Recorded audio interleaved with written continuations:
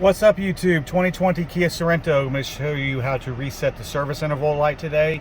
Anyways, if you haven't subscribed to my channel, please subscribe so I continue to make videos like this to make your life easier. Let's do this. Now, I've already reset it, but yours will say on the screen, it'll say service due, and it'll be flashing and showing you whatever mileage is beyond or when it's due. But this one's not saying it because I've already done it. But go to your steering wheel controls here, press that little button. It looks like an info page. Keep pressing it till you get to this screen. These little buttons right here to the left, the up and down button.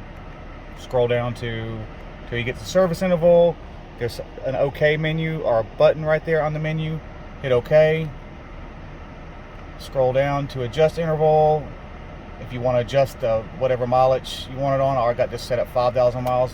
So we're going to reset it though. So scroll down all the way down to reset. Hit OK again, the same button that says OK.